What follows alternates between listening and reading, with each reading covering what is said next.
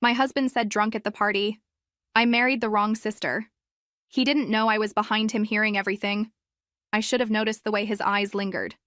Looking back now, the signs were everywhere, scattered across 8 years like breadcrumbs I was too busy, too trusting, too willing to explain away.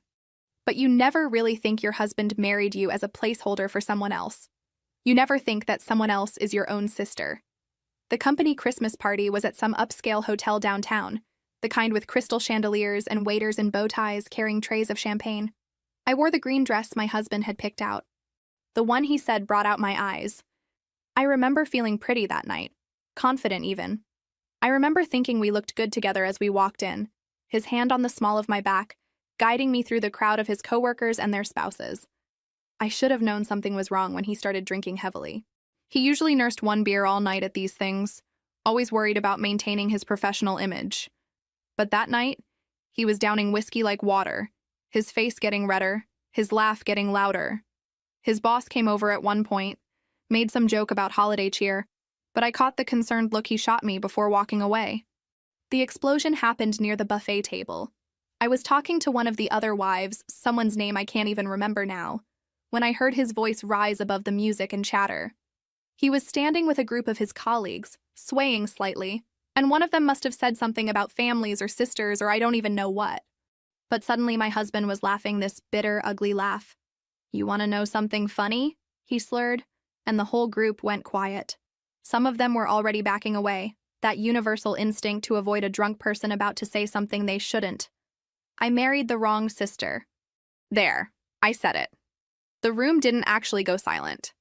That's what they say in movies, right? That everything stops? But it didn't. The music kept playing, people kept talking, the world kept spinning. It was just my world that stopped. I stood there holding my plate while he kept talking, the words tumbling out like he'd been holding them back for years. "My wife's sister. You met her at the summer picnic, remember? That's who I really wanted. But she was too young when we met, just 16, so I waited. I dated her sister instead, kept myself in the family. Figured I'd have my chance eventually." One of his colleagues tried to grab his arm, but he shook him off. "But then she went off to college, started dating other people, and I panicked. So I married this one instead. Second prize is better than no prize, right?" I don't remember dropping the plate. I just remember his face when he finally turned and saw me standing there. The way the drunken bravado drained out of him in an instant. "Honey, wait. I didn't mean..." But I was already walking toward the exit, everyone staring now. Definitely staring. I heard him stumbling after me, calling my name. The valet brought our car around and I took the keys, told him my husband was too drunk to drive. I drove home in complete silence. He tried to talk. His words still slurred, but I turned up the radio and focused on the road, on breathing, on not driving us into a ditch. The kids were asleep when we got home. The babysitter took one look at us and practically ran out the door. I went straight to our bedroom and started pulling out suitcases from the closet. That's when he grabbed my arm. "What are you doing?" I yanked away from him. "What does it look like?" "You can't just leave. We need to talk about this." "You want to talk now? After you announced to your entire office that I'm your consolation prize?" He slumped against the doorframe. I was drunk. People say stupid things when they're drunk. Drunk people say true things they're usually smart enough to hide. So thank you for finally being honest after 8 years. I called my sister from the bathroom with the door locked. When she answered, her voice sleepy and confused, I told her everything he said. My voice broke halfway through. The silence on the other end lasted so long I thought she'd hung up. Then, "I'm coming to get you. Pack whatever you and the kids need. I'll be there in 20 minutes. You don't have to..." He's been obsessed with me this whole time, and he married you as what, a placeholder? "No. Pack. Now." She made it in 15. I heard her pound on the door hard enough to wake the neighbors. My husband opened it, still drunk, still stupid enough to try his charm. "Hey, look, I know your sister called you, but everything's fine." I didn't hear what she said to him. I was upstairs waking the kids, telling them we were having a sleepover at Auntie's house. My daughter asked if she could bring her stuffed rabbit. My son asked if Daddy was coming too. I said no, just us this time. My sister was in the doorway with her arms crossed, my husband backing away from her. "I'm leaving with them tonight," she said flatly. "And if you try to stop me, if you contact her, if you even drive past my building, I will make your life hell. Understand?" He nodded. "Good," Stay away from me too. You're dead to me. We loaded the kids and suitcases into her car while he stood on the porch watching. The kids fell back asleep in their car seats within minutes. I stared out the window at the dark streets, the Christmas lights still twinkling on some houses, everyone else's lives continuing normally while mine had just imploded. Are you okay? My sister asked quietly. I laughed, and it came out wrong, borderline hysterical. No, I'm really not. She reached over and squeezed my hand. You will be. I promise you will be. I wanted to believe her. I really did. But right then, at 3 a.m, driving away from my house and my marriage and the life I thought I had, I couldn't imagine ever feeling okay again. The next morning, I woke up on my sister's couch disoriented and aching. The kids were already up, watching cartoons. My sister appeared from the kitchen with coffee. They ate cereal, she said. Hope that's okay. My phone had 32 missed calls and 60+ text messages, all from my husband. The first few were apologetic, begging me to come home. By message 15, he was angry, saying I was being dramatic. By message 40, he was back to pleading, promising therapy, swearing he loved me. I blocked his number. Good, my sister said. What else do you need? A divorce lawyer, probably. That conversation with our parents was worse than I expected. My mom cried. My dad went silent in that way he does when he's absolutely furious. By the end of the call, he'd hung up to drive to our house. My mom wanted to come straight over, but I asked her to wait. I needed time to figure out what to tell the kids. I spent that first week in a fog. My sister stayed with me, helping with the kids, running interference with phone calls and questions I couldn't handle yet. The kids went to school like normal because I was determined not to disrupt their routines more than necessary. My dad went to the house the morning after everything happened. He wouldn't tell me exactly what he said, but my husband sent me a single text from a different number after that, saying my father had threatened him. I screenshotted it and sent it to the lawyer my sister had already called for me. The lawyer's name was Denise, sharp and no nonsense. She listened to my story in her office, taking notes. Do you have any evidence? She asked. Text messages, emails, anything where he's mentioned your sister or his feelings? Just what he said at the party. There were witnesses, dozens of them. That's good. We can subpoena witness statements if needed. She flipped through her notes. What I'm hearing is a pattern of emotional abuse and deception. The courts will take that seriously. Emotional abuse. I'd never thought of it like that. But sitting in that office, I started to remember other things. The way he'd suggest I wear my hair like my sister wore hers. How he'd mentioned that my sister's laugh was so infectious. The time he'd asked if I'd ever considered contact lenses because my sister's eyes looked so much brighter without glasses. I need to check something, I told my sister when I got back to her apartment that afternoon. I need to go back to the house. I'm coming with you. We went after school pickup, the kids staying with my parents for a few hours. The house looked the same from the outside, but when I unlocked the door, I could see evidence of him living there alone. Dishes in the sink, mail piled on the counter, his jacket thrown over a chair. It smelled stale, like old takeout and unwashed laundry. I went straight to our bedroom, to his nightstand. There was something I needed to check, something that had been nagging at me for months. He always kept that drawer locked when I was around, claimed it was just work documents and old receipts he needed to organize. I'd accepted that explanation the same way I'd accepted everything else, because questioning your spouse's privacy feels like a betrayal of trust. Except now I knew what real betrayal looked like. I opened the drawer, pushed past the usual items, books and chargers and receipts, until my fingers found something at the back. A journal. Leather-bound, expensive-looking, the kind you buy intending to use for important thoughts. The kind I'd given him for his birthday 3 years ago, actually, telling him maybe writing things down would help with his work stress. I sat on the edge of our bed, our marital bed where we'd conceived both our children, and opened it. The first entry was dated 9 years ago, a full year before we were even married, before he'd even proposed. Saw her again today? It read. She was visiting from college, staying at their parents' house for the weekend. She's 19 now, still too young, still not ready. But watching her laugh at dinner, seeing how she's grown, I know I'm making the right choice staying with her sister. Keep myself in the orbit, stay patient. Good things come to those who wait. My hands started shaking. This wasn't recent confusion or a passing thought. This was planned. This was calculated. This was 9 years of deliberate deception documented in his own handwriting. I turned the page. Entry after entry, spanning years. Plans and observations and calculated moves. How he'd proposed to me right after my sister got engaged to someone else because he needed to secure his position in the family. How he'd been relieved when my sister broke up with that boyfriend 6 months later. How he'd maneuvered to sit next to her at family gatherings. How he'd memorized her interests and opinions so he could agree with her. One entry from 4 years ago, right after our daughter was born.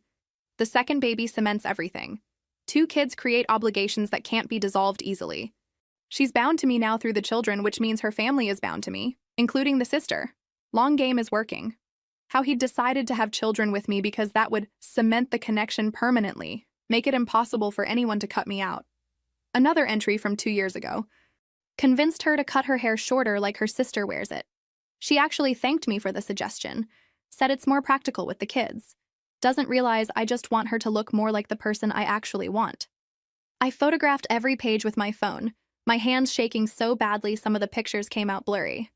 My sister stood in the doorway watching, her face getting paler with each page I turned. "I'm going to be sick," she said, and disappeared into the bathroom. I heard her retching, heard the water run. I kept photographing. There were 67 pages.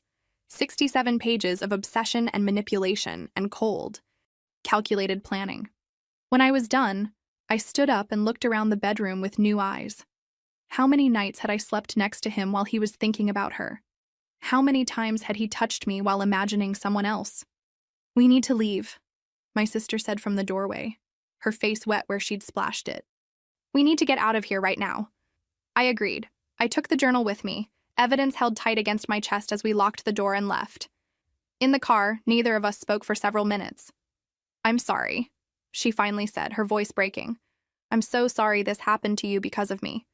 "This isn't because of you," I told her. And I meant it. This is because he's sick. This is because he's a predator who saw you when you were 16 years old and decided to use me to get close to you. None of this is your fault. But I could see she didn't believe me. Not entirely. And honestly, I wasn't sure I believed it either. Not yet. I was too angry, too hurt, too confused to know what I believed about anything anymore. When we told my parents about the journal, my dad actually punched a wall. My mom sat down hard on my sister's couch and put her face in her hands. My son wandered out of the bedroom where he and his sister had been playing, took one look at all of us, and asked in a small voice if something was wrong. "Everything's okay, buddy," I lied, pulling him into a hug. "The grown-ups are just having a serious talk. Why don't you go play with your sister for a bit longer?" He went, but he kept looking back over his shoulder, not quite believing me. Smart kid. Too smart sometimes. My parents stayed for dinner that night, helping my sister cook while I sat at the kitchen table and stared at nothing. My mom kept touching my shoulder as she passed, these little reassuring pats that made me want to scream. I didn't want reassurance. I wanted someone to tell me this was all a nightmare and I could wake up. "You need to eat something," my sister said, putting a plate in front of me. I pushed it away. "I'm not hungry." "You haven't eaten all day?" I said I'm not hungry. She didn't push it, just moved the plate to the side and sat down across from me. Denise called me back. She said those journal entries are incredibly damaging to his case. She's talking about using them to argue for full custody, for increased spousal support, everything. I looked up at her. "I don't want to fight about custody. The kids love him. He's their father. He's a manipulative narcissist who used you for 8 years. He's also the person who taught our son to ride a bike and reads bedtime stories every night. People can be terrible in some ways and still be capable of genuine love in others." My sister leaned back, studying me. "You're still protecting him. I'm protecting my kids." There's a difference. But was there? I didn't know anymore. The lines between everything had gotten so blurred. I started seeing a therapist named Miriam the following week, someone who specialized in emotional abuse. Her office was in one of those converted houses downtown, all soft lighting and comfortable furniture. I broke down in the first 15 minutes. "I keep wondering if I missed signs," I sobbed. "If I was just stupid and blind." Manipulative people are often exceptionally skilled at hiding their true intentions, Miriam said calmly. "That's what makes them successful manipulators. The fact that you trusted your husband doesn't make you stupid. It makes you human." We talked about how abuse doesn't always look like what people expect, how sometimes it's subtle, a slow erosion of self-worth, how I'd been comparing myself to my sister my entire marriage without even realizing it. "When was the last time you did something just because you wanted to?" Miriam asked. "Not because you thought it would make him happy, but just because it brought you joy?" I couldn't remember. That realization sat heavy in my chest for days. The divorce papers came faster than I expected. He filed first, which Denise said was typical narcissist behavior, trying to control the narrative by being the first to take action. He was asking for 50-50 custody of the kids, for me to waive spousal support, and for an even split of all assets despite the fact that he'd drained our joint savings account in the days after I left. "This is ridiculous," Denise said, slapping the papers down on her desk during our meeting. "He's trying to paint himself as the victim here, like you're the one who destroyed the marriage." What can we do? We fight. We submit the journal entries as evidence of his manipulative behavior and pattern of deception throughout the marriage. We get statements from the witnesses at the Christmas party. We show that this wasn't a simple case of growing apart, but rather a fundamental betrayal of trust that makes his claims of equal blame absurd. The kids were having a hard time adjusting. My son's teacher called to say he'd been getting into fights at recess. My daughter started wetting the bed again. They asked when they could go home, when Daddy was coming to get them. "When can we go back to our house?" my son asked one night as I tucked him in. "We're going to find a new house, just for us three." "But I like our house, my toys are there." "We'll get your toys. I promise. And you'll still see Daddy. This isn't about you or your sister, this is about Mommy and Daddy needing to live separately. Forever?" His eyes were huge in the dim light. "Maybe. But that doesn't mean Daddy doesn't love you. That never changes." I kissed his forehead and left before he could ask more questions I didn't have answers for. In the living room, my sister was on her laptop, and she looked up when I came out. "I found some apartments in your price range," she said. "Near the kids' school, so they won't have to switch." My price range. I laughed bitterly. "You mean the price range of someone whose husband emptied their bank accounts?" "I mean the price range of someone starting over. But Mom and Dad said they'd help with the deposit." "I can't ask them to do that." "You're not asking, they're offering. Let them help you." I looked at the apartment listings on her screen. Small, mostly, 1 or 2 bedrooms, the kind of places college students and divorcees lived. The kind of places I'd never imagined I'd be looking at in my 30s with 2 kids. "How did this become my life?" I asked, not really expecting an answer. My sister closed her laptop. "It became your life because your husband is a piece of shit who manipulated you for 8 years. But this is also your life now. You, free from him, building something new. It's not the life you planned. But maybe it'll be better than what you had. Maybe you'll finally get to figure out who you are when you're not trying to be whatever he wanted." I wanted to believe her. But right then, sitting in her apartment after putting my confused kids to bed, looking at depressing apartment listings and facing down a divorce that was going to drain whatever money I had left, I couldn't quite make myself hope for anything better. The first custody exchange happened 3 weeks after I'd moved out, at a neutral location Denise had insisted on. A coffee shop parking lot, public enough that he wouldn't try anything stupid, she'd said. I didn't think he was violent, but then again, I'd thought a lot of things about him that had turned out to be wrong. He pulled up in his car exactly on time, and I watched him get out, watched him straighten his shirt and run a hand through his hair. Preparing himself, getting into character. The kids were excited, bouncing in their seats, because they hadn't seen him in weeks, and no matter what he'd done to me, he was still their dad. "Daddy!" my daughter shrieked, launching herself out of the car the second I opened the door. He caught her, lifted her up, buried his face in her hair. When he looked up at me over her head, his eyes were red. "Can we talk?" he asked. "No. Please, just for a minute. I need to tell you—" "Get the kids settled," I said coldly. "You have until Sunday at 6, not a minute later." He flinched like I'd slapped him, but nodded. My son hugged me goodbye, whispering that he loved me, and then they were gone. Buckled into his car, driving away. I stood in that parking lot for a full minute after they'd left, feeling like I'd just handed over the most precious parts of myself to someone I couldn't trust. My sister was waiting when I got back, and she took one look at my face and pulled me into a hug.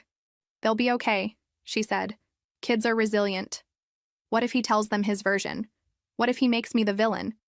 Then you tell them the truth when they're old enough to understand it. But right now, They just need both their parents to be stable and present. You can't control what he does on his time. You can only control what you do on yours. The weekend the kids were gone was the longest 50 hours of my life. I cleaned my sister's apartment top to bottom, reorganized her kitchen cabinets, did laundry that didn't need doing. I couldn't sit still. I couldn't stop imagining what they were doing, whether they were happy, whether he was taking care of them properly. "You need to breathe," my sister said on Saturday afternoon, physically taking the dish towel out of my hands. "They're fine. He's their father. He's not going to let anything happen to them. He's also a manipulative narcissist who used me as a placeholder for 8 years. Those things can both be true. He can be a terrible husband and a decent father simultaneously." Sunday at 5:30, I was already in that parking lot waiting. He pulled up at 5:53, the kids tumbling out with stories about the zoo and ice cream and the movie they'd watched.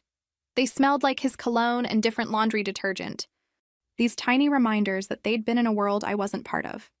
"Mommy, Daddy said we could go to his new apartment next time," my daughter announced. "He has a swimming pool." "That's nice, honey." I looked at him over their heads. "A new apartment?" He shrugged, not quite meeting my eyes. "2 bedrooms. I wanted them to have their own space when they visit." "Must be expensive." "I manage." He hesitated. "They asked about you. All weekend, they asked when they could see you. They're with me most of the week. I'm sure they'll survive." "That's not what I meant." He looked genuinely hurt, which was almost funny considering what he'd put me through. "I told them you love them, that this isn't their fault. I want you to know that I'm not trying to turn them against you." How generous. I opened my car door, helped the kids get buckled in. "See you next Friday." I drove away before he could say anything else. In the rearview mirror, I watched him standing there in the parking lot, hands in his pockets, looking lost. A tiny part of me, a part I hated, felt sorry for him. "Mommy?" my son asked from the back seat. "Are you and Daddy going to get back together?" "No, honey, we're not. But Daddy said he's really sorry and he wants to fix things." I gripped the steering wheel tighter. Sometimes sorry isn't enough to fix what's broken.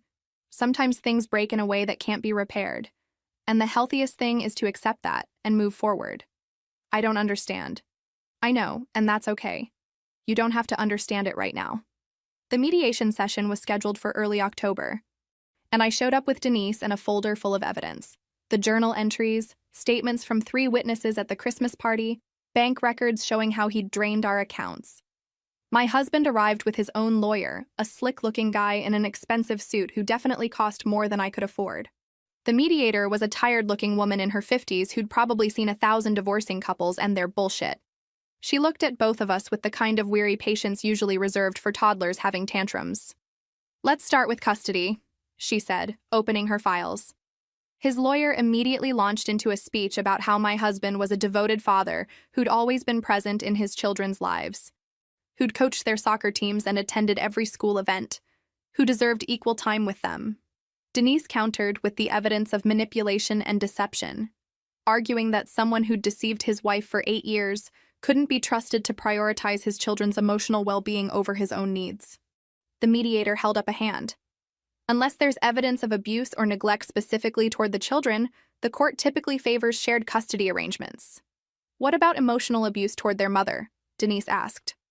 "What about the psychological impact of witnessing their father's deception?" The children weren't present for the incident at the Christmas party. They haven't witnessed any abuse directly. My husband looked relieved. I felt sick. We moved on to finances, and that's when his lawyer played their card. My family had money, they argued. My sister had taken me in immediately. I had a support system and resources that my husband didn't have. Why should he have to pay spousal support when I was clearly not in financial distress? "My client's wife left him without warning," his lawyer said smoothly. "She took the children in the middle of the night, blocked his calls, and refused all attempts at communication or reconciliation.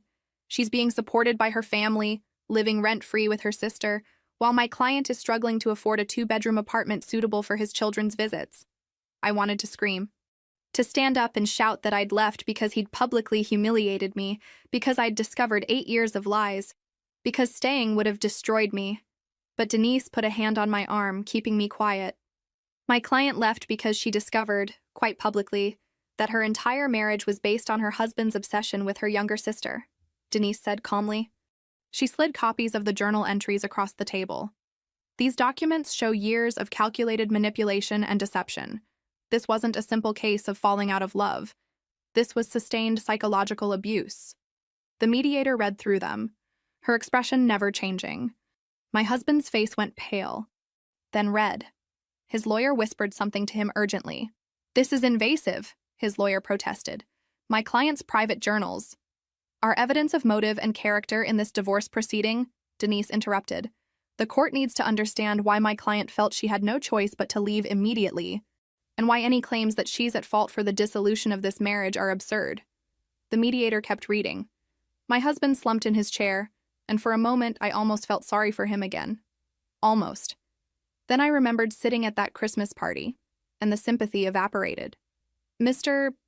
Dalton," the mediator said finally, using his last name in that formal way that meant business. "These entries are deeply concerning.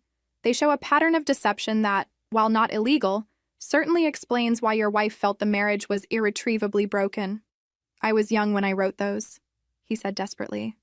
"I was confused about my feelings. It doesn't mean I didn't love her, that I don't love her. Did you or did you not marry your wife while harboring romantic feelings for her sister? It's not that simple. Yes or no?" He was silent for a long moment. Then quietly, "Yes." The mediator closed the folder. "We'll continue this mediation at a later date. I suggest both parties think carefully about what they're willing to compromise on, because if we can't reach an agreement, a judge will make these decisions for you. And judges, I'll tell you from experience, rarely make anyone happy." We left separately. Me with Denise, him with his expensive lawyer. In the parking garage, I leaned against Denise's car and tried to catch my breath. "That was good," she said. "That was really good." He admitted it on record. His lawyer is going to advise him to settle, trust me. Why do I feel like I just got hit by a truck? Because this is hell. Divorce is always hell, but divorce from a manipulative narcissist is its own special circle. You did great in there. You stayed calm. You let me handle it. You didn't rise to his bait. There was bait? When he said he still loves you? That was bait. He wanted you to engage emotionally, to show the mediator that you're the volatile one. You didn't bite. Good. I drove back to my sister's apartment in a daze. The kids were at school. My sister was at work. I had the place to myself for the first time in weeks. I walked into the bathroom, looked at myself in the mirror, and barely recognized the woman looking back. Thinner, older, exhausted. When had that happened? My phone buzzed. A text from an unknown number. "Please call me. I need to talk to you. It's important." His mother. I stared at the message for a full minute before responding. "How did you get this number?" "From your father. Please, I need to see you." Against my better judgment, I agreed to meet her at a cafe the next morning. She was already there when I arrived, sitting at a back table, looking small and nervous in a way I'd never seen her before. She'd always been this formidable presence at family gatherings, perfectly put together, commanding attention. Now she looked diminished. "Thank you for coming," she said as I sat down. "I wasn't sure you would." "I'm not sure why I did." She flinched. "I deserve that. I deserve worse than that." She wrapped her hands around her coffee cup, not drinking from it. "I need to tell you something. I need to apologize. If this is about the Christmas party, it's about everything. All of it. The whole marriage." She looked up at me, and her eyes were red. "I knew, not everything, but enough. I knew he had feelings for your sister when he started dating you. I saw how he looked at her at family events, how he maneuvered to be near her. I thought it was just a crush that would fade. That once you two were married, once there were children, he'd move past it. I felt cold. You knew. I suspected, and I did nothing. I said nothing. Because I wanted him to settle down, to have a family, and you seemed like such a nice girl. I told myself I was imagining things, that I was being paranoid. But I wasn't, was I? No." My voice came out flat. "You weren't. I'm sorry." She was crying now, quiet tears running down her face. "I'm so sorry. I should have said something. I should have warned you or confronted him or something. Instead, I let it happen. I let him marry you while I had these doubts. And I justified it by thinking it would be good for him to have a stable relationship. I'm not a therapy session. I'm a person. I know. God, I know. And I used you just as much as he did just by staying silent. I'm not asking for forgiveness. I know I don't deserve that. I just needed you to know that I see what he did. And I see my part in it, and I'm horrified. For what it's worth, I told him I can't have a relationship with him right now. Not until he gets serious help. We sat in silence for a moment. Part of me wanted to yell at her, to unleash all the anger and hurt I'd been carrying, but mostly I just felt tired. Thank you for telling me, I finally said. I don't know what to do with it, but thank you. The kids, she said. I'd still like to see them, if that's okay. I know I don't have any right to ask, but they're my grandchildren, and they didn't do anything wrong. They're not weapons. I'm not going to keep them from you because I'm angry at your son. You'd be justified if you did. Maybe. But that's not who I want to be. I stood up. I need to go. She nodded, wiping her eyes. Thank you for meeting me. And please, if there's anything I can do to help. There isn't. I left her sitting there and drove back to my sister's place feeling hollowed out. How many people had seen signs and said nothing? How many people had suspected but chosen comfortable ignorance over difficult truth? The school called that afternoon. My son had been in another fight. This one bad enough that the other kids' parents were demanding a meeting. I picked him up from the principal's office, his eye already swelling, his shirt torn. The principal gave me this look that combined pity and judgment, and I wanted to scream that we were doing our best, that this wasn't normal for us, that my son was a good kid going through a terrible situation. Instead, I said, "We'll talk to him at home. It won't happen again." In the car, my son stared out the window, arms crossed. "Want to tell me what happened?" I asked gently. He said my parents are getting divorced because I'm a bad kid. My hands tightened on the wheel. That's not true. Not even a little bit true. I know. That's why I hit him. Hitting people isn't the answer. What is the answer? Good question. I was still trying to figure that out myself. Using your words, telling a teacher, not letting other people's ignorance turn you into something you're not. You hit Daddy with words, he said quietly. At that parking lot, I heard you. You used mean words. You're right, I did, and I'm sorry you heard that. Your dad and I are both hurting right now, and sometimes hurt people hurt other people, even when they don't mean to. But that doesn't make it right. I don't want you to hurt. I know, baby. I don't want you to hurt either. But we're going to get through this, okay? All of us. It's just going to take time. He didn't look convinced. I didn't blame him. I wasn't convinced either. That night, after the kids were asleep, my sister found me sitting on her balcony with a glass of wine, staring at the city lights. "How are you holding up?" she asked, sliding the door shut behind her. His mother knew, or suspected, and she said nothing. My sister's expression hardened. Of course she did. Mothers know their sons. She probably saw exactly who he was and decided it was easier to pretend. She apologized. For what it's worth. It's not worth much. We sat in silence for a while, passing the wine back and forth. Finally, my sister spoke again. I've been thinking about this whole thing, about him being obsessed with me, and I keep asking myself if I did something to encourage it. If I was too friendly or wore the wrong things or... Stop. I grabbed her hand. Don't do that to yourself. You were 16 when he met you. You were a kid. And even if you were older, even if you did smile at him or laugh at his jokes, that's not an invitation to build a fantasy relationship in his head. That's not permission to manipulate your sister into marriage as a consolation prize. None of this is your fault. It's not yours either. I know. Intellectually, I know. But there's this voice in my head asking why I wasn't enough. Why he couldn't just love me for who I am instead of wishing I was someone else. Because he's broken. Not you. Him. I wanted to believe that. I was trying to believe that. But 8 years of being measured against someone else had done damage that wasn't going to heal overnight. The apartment hunt intensified in the weeks that followed. I looked at dozens of places, all of them too expensive or too small or in the wrong neighborhood. My parents kept offering to help with more than just the deposit. But I was stubborn. I needed to do this myself, to prove that I could stand on my own without depending on anyone. Pride is going to make you homeless, my sister observed after I'd turned down yet another offer of financial help. I need to know I can do this. Accepting help isn't weakness. It's human. But I couldn't shake the feeling that if I accepted too much help, I'd just be trading one form of dependence for another. I needed to rebuild my life on my own terms, with my own resources, even if that meant living in a shoebox apartment in a questionable neighborhood. The job hunt was equally brutal.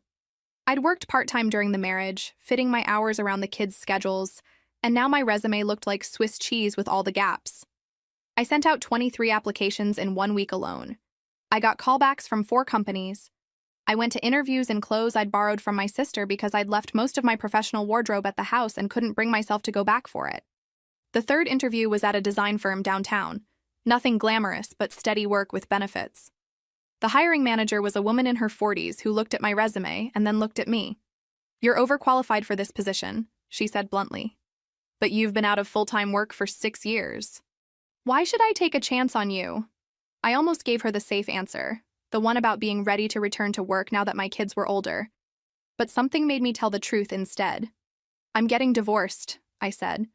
"My husband has been supporting us, and now I need to support myself and my kids. I'm reliable, I'm skilled, and I'm desperate in the way that makes people show up early and stay late. You won't find anyone more motivated than someone rebuilding their entire life from scratch." She hired me on the spot. Finally, I found an apartment that might work, a small 2-bedroom in an older building, close enough to the kids' school that they could walk if needed. It wasn't fancy, and the carpet had definitely seen better days, but it had good light, and the landlord seemed decent, and the price was just barely manageable on my new salary. I signed the lease sitting in my sister's car, my hand cramping as I wrote my name on form after form. Single applicant, single income, single mother. The day I moved in felt surreal. My parents helped, along with my sister and a couple of friends who'd stayed in touch through everything. We carried boxes up 3 flights of stairs, assembled furniture from the big box store, hung curtains that I'd picked out myself without consulting anyone else's opinion. The kids ran from room to room, excited about having their own space again, arguing over who got which side of the shared bedroom. "This is ours?" my daughter asked, spinning in the empty living room. "This is ours," I confirmed, and saying it out loud made it real.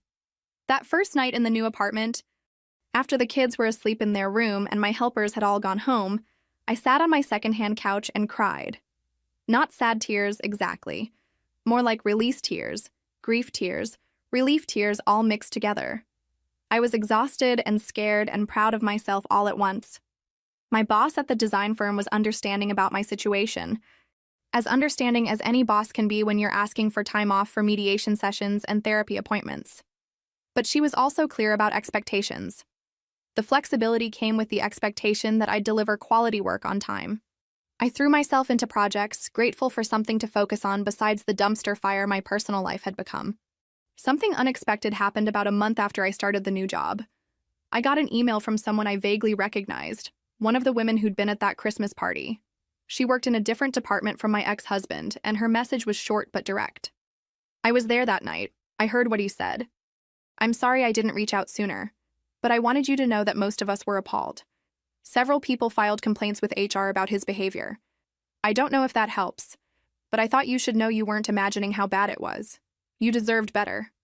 I read the email 3 times before responding with a simple thank you. But it did help, in a way I hadn't expected. Knowing that other people had witnessed it, had been disturbed by it, had taken action, made me feel less alone in my anger. I wasn't being oversensitive. I wasn't overreacting. What he did was objectively awful, and people who barely knew me could see that. 2 more emails came in the following days, similar sentiments from other coworkers. One woman admitted she'd always found him off in the way he talked about his family.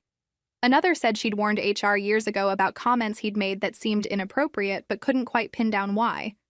I forwarded all of them to Denise, who added them to our growing file of evidence.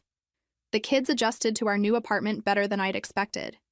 They decorated their shared room with posters and stuffed animals, divided it down the middle with a strip of painter's tape into mine and yours spaces.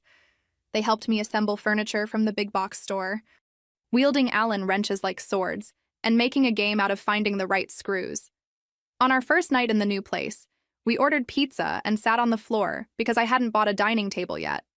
My daughter asked if Daddy could come see our new home, and I had to explain that this was just our space, that Daddy had his own space, and that was okay. "But I miss when we all lived together," she said. and my heart broke into smaller pieces than I thought possible. I know, sweetheart. I miss parts of that too. But sometimes families look different than they used to, and that doesn't mean there's less love. It's just love that lives in different places now. She seemed to accept this, or at least stopped asking questions. My son was quieter, more withdrawn, but the school counselor said that was normal for kids processing divorce. I started developing routines that were just ours. Saturday morning pancakes at the kitchen counter. Wednesday evenings at the library picking out new books. Sunday afternoons at the park, where the kids could run and scream and be loud in ways they couldn't in our small apartment. These rituals became anchors, things we could count on when everything else felt uncertain. One afternoon, about 2 months into living on our own, my son came home from school with a picture he'd drawn in art class. It showed 3 stick figures in front of a building, all smiling. "That's us at our new home," he explained. "I told my teacher we moved and she said I should draw our family." "Where's Daddy?" I asked carefully. "He's at his house. This is our house." He said it so matter-of-factly, without sadness or confusion, just stating a simple truth. They were adapting, creating a new normal, accepting that life could be different and still be okay. I taped the drawing to the refrigerator where I could see it every morning. A reminder that we were building something new, that endings could also be beginnings. The custody exchanges became routine over the following months, though they never quite became comfortable. Every other Friday at 6, we'd meet in that same coffee shop parking lot. He was always exactly on time, always asked politely how I was doing, always brought the kids back clean and fed and on schedule. It was painfully civil, this choreographed dance we performed for the sake of our children. But there was one exchange that stood out from all the others, about 4 months into our new normal. He pulled up and the kids ran to him like always, but when they were buckled in and he was walking back to his driver's side, he stopped. "Can I ask you something?" he called out.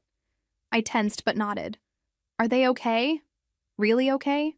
My son's teacher said he's been struggling with math, and my daughter told me she had a nightmare about monsters. Are they talking to someone?" It was the most genuine concern I'd heard in his voice since the night everything fell apart. Not about himself, not about us, just about them. "The school counselor sees them both once a week," I said. "They're working through it." "I hate that they have to be." He looked away, jaw tight. "I hate that I did this to them." "Then be a good father now. That's all you can do." He nodded and got in his car. And I stood there for a moment feeling something I hadn't felt toward him in months. Not forgiveness exactly, but maybe a recognition that people are complicated, that someone can cause tremendous harm and still be capable of growth. His mother started attending some of the exchanges, presumably to see the grandkids. I was civil to her because the kids loved her, but I couldn't quite make myself warm up. Some betrayals cut too deep for politeness to paper over. Months passed. Summer turned to fall, fall to winter. I started to notice things getting easier, day by day. I stopped expecting to feel happy again and just focused on getting through each day without crying. That felt like progress. Then one day, my sister invited me to a work event, one of those networking things she was always going to. I almost said no, too tired, too busy, too not ready for socializing. But she insisted. "You need to be around people who aren't family or lawyers," she said firmly. "You need to remember that there's a world outside this divorce." So I went. I wore a nice dress that I'd bought for myself, not because someone else picked it out. I did my hair. I even put on makeup, which I'd barely bothered with in months. When I looked in the mirror, I saw someone who looked put together, almost confident. It was startling. The event was at some upscale venue downtown, all exposed brick and craft cocktails and people in business casual, talking about projects and deadlines and normal things. My sister introduced me to some of her colleagues, and I forced myself to make conversation, to smile, to pretend I was a functioning human being. And then something weird happened. I stopped pretending. I was talking to someone about design work, and they were genuinely interested in my opinions, asking follow-up questions, listening to my answers. They didn't know about my divorce or my situation. They just saw me as a person with ideas and skills and something valuable to contribute. Someone asked for my card. I gave it to them, feeling like an imposter but also feeling something else. Seen. Valued. Not as someone's wife or someone's ex or someone's sister, just as myself. On the drive home, my sister asked how it went. "Good," I said. surprised to realize I meant it. It was actually good. See?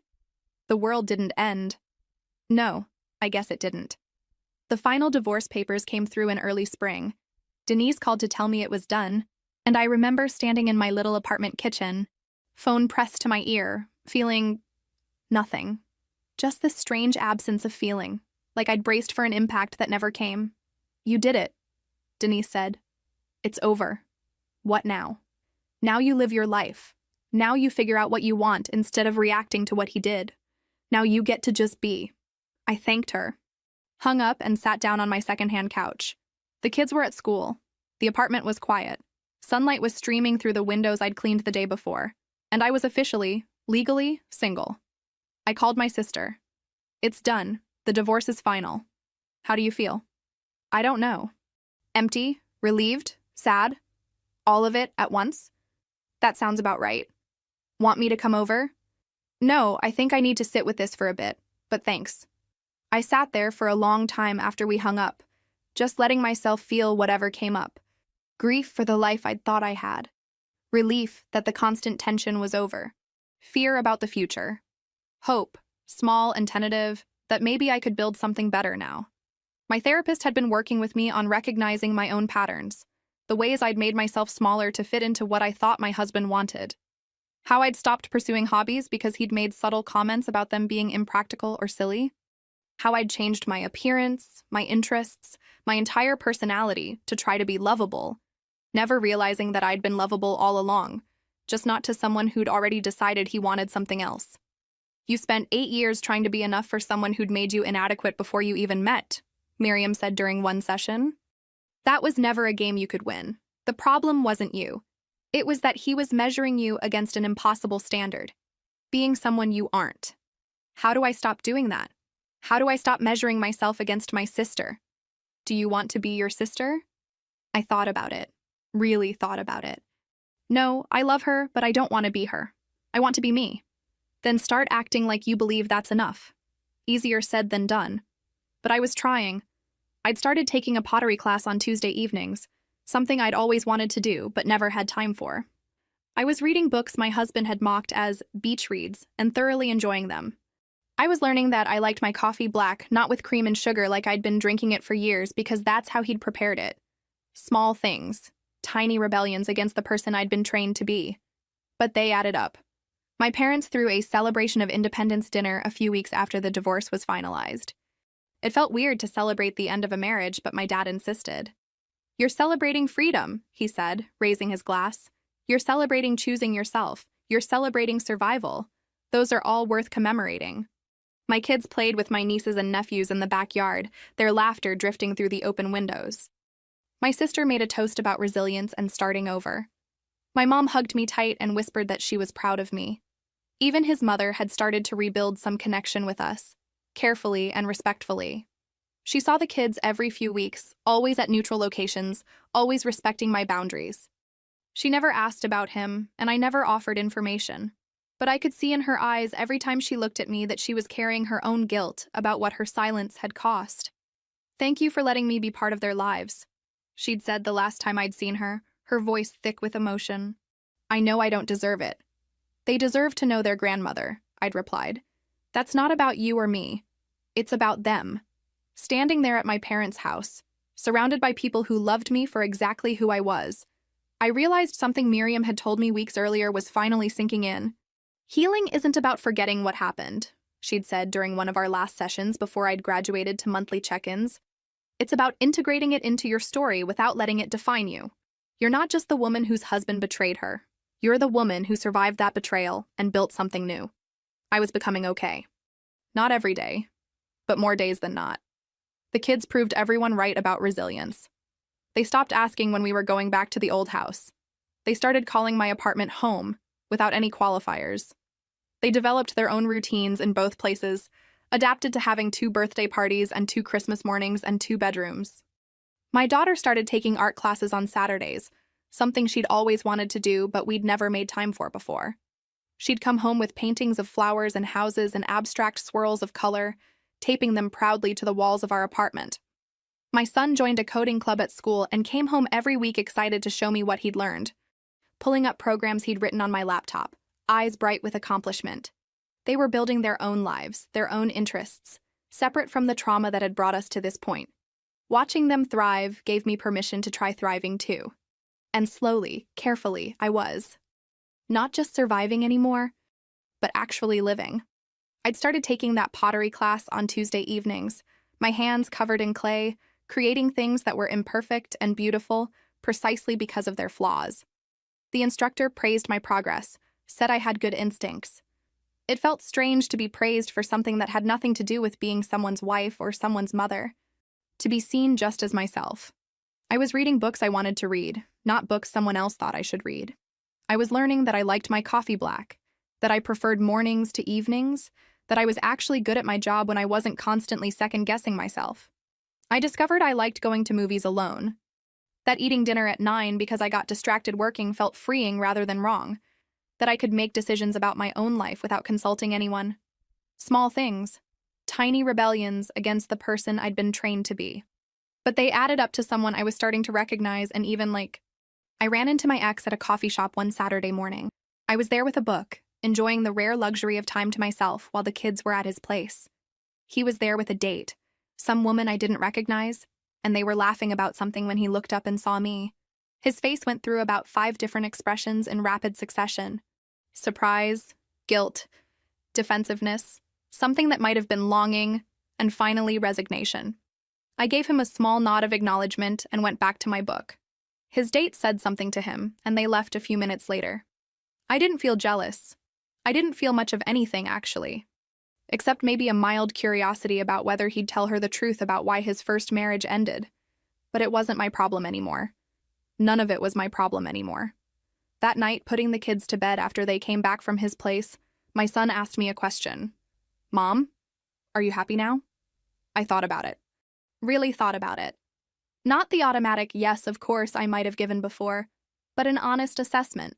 Yeah, I said, surprised to realize it was true. Yeah, I think I am. Not all the time and not in the way I expected to be, but yeah, I'm happy. Good. He hugged me tight. You're my number one choice. I held him close, tears pricking my eyes, and realized this was what being loved actually felt like. Not being measured against someone else. Not being accepted as a consolation, just being valued fully and completely for exactly who I was. Later that night, after both kids were asleep, I stood in my small apartment and looked around. The furniture was secondhand, the carpet was old, the walls needed painting, but it was mine. I'd chosen it, paid for it, made it into a home. I thought about the woman I'd been a year ago, standing at that Christmas party, hearing those words that shattered my world. I thought about the woman I'd been for 8 years before that, trying so hard to be enough, never understanding why I always fell short. And I thought about the woman I was becoming, someone who knew her own worth, who didn't need anyone else's validation, who could look in the mirror and like the person looking back. It had taken the worst betrayal of my life to get here. It had taken months of therapy and tears and late-night anxiety attacks. It had taken confronting some hard truths about the person I'd been and the person I wanted to become. But standing there in my small apartment, listening to my kids breathe in their room, feeling the quiet satisfaction of being alone without being lonely, I realized something important. I wasn't the second choice anymore. I was my own first choice, and that was enough.